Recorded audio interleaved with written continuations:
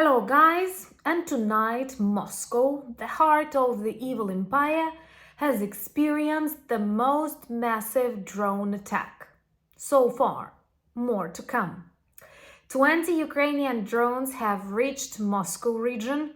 Many others travel to other regions inside the Russian Federation to neutralize their military objects. Something that seemed totally impossible in February 2022, when Putin persuaded his population war is going to be very easy and fast. Now we see the situation is totally different and war is back home to Russia, where it actually belongs. 3 of Moscow airfields were not working, lots of explosions on the airfields and oil depots and refineries. Another message from Ukrainian angry birds.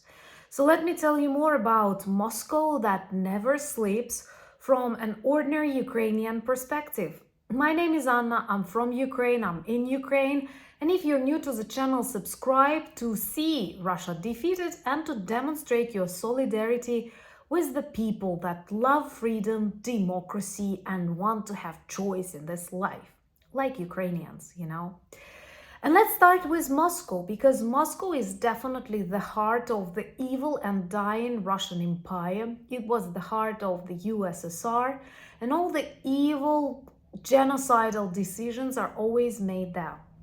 This is also home to the Kremlin Goblin at the moment, or at least some of his doubles that appear on very Soviet-style meetings.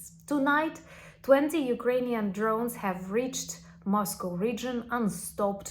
It is already obvious even to the allies of Russia that Russian air defense does not work. They were totally unprepared to defend themselves, believing that this fake image of a bully of the so-called second strongest army will prevent, Ukrainians and other nations that wanted to defeat Russian authoritarianism from any attacks on their side. But here we are, lots of Ukrainian soldiers in the Kursk region of the Russian Federation, and now constant attacks of Ukrainian drones on different Russian regions. Just on the 1st of September, 16 regions were targeted, tonight 7, but Moscow was hit hard. They even had to stop the work of their airfields. There are 3 airfields in Vnukovo, Domodedovo, and Sheremetyevo. Actually, now they can feel like a Ukrainian, We have no civilian airfields working here. And for example, if you need to get somewhere by plane, you really need to travel to other countries. It's insane that you cannot see a normal, ordinary civilian plane in the Ukrainian skies for more than 2.5 years. So, of course, I don't feel sorry for those people who had to wait for their postponed planes without any injuries or troubles, but simply understanding that perhaps no, not everything goes according to the Putin's plan. And the news that report total defeat of Ukraine and its evil government perhaps might be a little bit too exaggerated because of these explosions all over Russia. And of course, Kursk soldiers, Ukrainian soldiers in Kursk. And Moscow, 20 drones. Bryansk, more than 70. Tula, Kursk, Belgorod. Actually, Putin and the population who supported him have already turned a big part of the Russian Federation into a war zone. This is crazy, this is insane, but once again, the moment Russian soldiers leave Ukraine, the moment Putin is imprisoned, everything stops. Everything stops. But until then, I'm sure more and more Ukrainian drones and hopefully our developed by Ukraine ballistic missiles and drone missiles will travel to the evil military locations all over the Russian Federation, bringing the messages, you better give up. Subscribe to see that, subscribe to see Kremlin defeated. What I loved is reading the report of Russian authorities who feel very dissatisfied with the way Russian air defense work, or I think I should say Russian air defense does not work. And we can clearly see that because with each day, Ukrainian drones are able to travel deeper and deeper inside the Russian Federation, neutralizing more of their military, warehouses, airfields, and oil refineries. This is the strategy that works best at any negotiations with the country that constantly terrorizes and deceives. Believe me, I'm in Ukrainian. Unfortunately, I know it very well that no agreement with Russia is worth the paper on which it was signed. And now they are counting how many attacks of how many Ukrainian drones they experience each week. You know, even preparing these vlogs, even being sometimes saddened by the Russian crimes in Ukraine, I clearly realize that with each month, with each week, we make Russia weaker. And the success of the special military operations of the Ukrainian armed forces on the side of the Russian Federation becomes more vivid. Every operation is bigger, more influential, and the consequences of it are greater, like 20 drones in Moscow. I know Putin will appear on the TV screens pretending nothing is happening, everything goes according to this plan.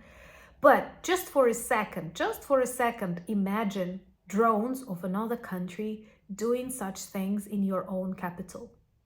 Would it be the top of your news? Wouldn't that be one of the saddest and, anxious days in your life? Perhaps yes. But Russians will pretend everything is fine. You know, half of Russia on fire, Moscow on fire. People do not know how to explain it because according to the news, everything is just perfect. But yes, everything is just perfect from the point of view of Ukrainian drone operators. And now they have started counting how many drones Ukrainians can produce during a week or during a month because they realize that our attacks become more frequent and more effective with lots of their military objects on fire. So we have lots of geography lessons here on the channel. Remember to join us and spread this information around the world. Stop being afraid of Russia. This is out of fashion. So they have counted that Ukraine needs approximately 1 week to prepare another massive attack when hundreds of Ukrainian drones travel to Russia to do the job. And this job is to defeat evil invaders and create a huge buffer zone so that people in Ukraine and the rest of Europe can live peacefully. That's the only way. Authoritarian regimes are crazy. Now Russians and Chinese training together. What are they training for? To terrorize and threaten the world. We don't need that.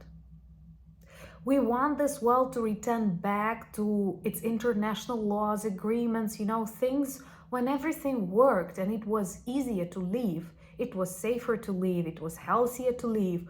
I'm not mentioning all the evil ecological impact that the Russian war does to Ukraine and to Russia too.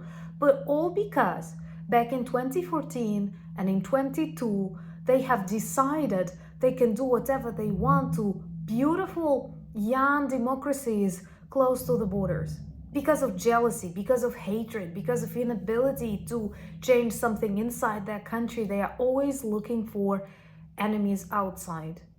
And here they are, enemies from outside, beautiful Ukrainian drones setting on fire Russian military objects, airfields, beautiful messages sent to the heart of the evil empire, 20 drones.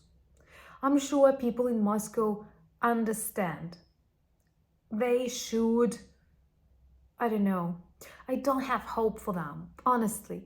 I don't believe they can change something, but at least they may start understanding that Putin is losing, Russia is losing, and they should focus on their own personal life and, I don't know, try to become citizens. Let me know, do you think it's possible? I will tell you honestly, unfortunately, I don't think it is very likely. Thank you so much for all the support, for all the advice and comments that you leave. I always read them very attentively, and hopefully in the weeks to come we will discuss more of the special military operation of Ukrainian drones to Moscow and to make it more realistic, please, please, please subscribe more of the active NAFO campaigns.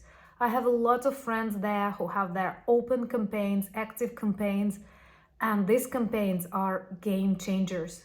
Maybe some of those drones setting on fire evil Russian military objects are actually the ones that come from our communities, and I'm so proud of that. Join me on X, Threads, Instagram, and Discord. Check our merch shop for lots of really good items, beautiful t-shirts, sweatshirts, caps, stickers and cups, and even pillowcases that work well as reminders and conversation starters about Ukraine. Thank you so much for buying me coffees, becoming my patrons and sponsors of the channel. It is an honor to have you in my life, and I'm very grateful for the abilities and possibilities that you give me. But most importantly, thank you for your support of my country, Ukraine. United we stand. Slava Ukraini!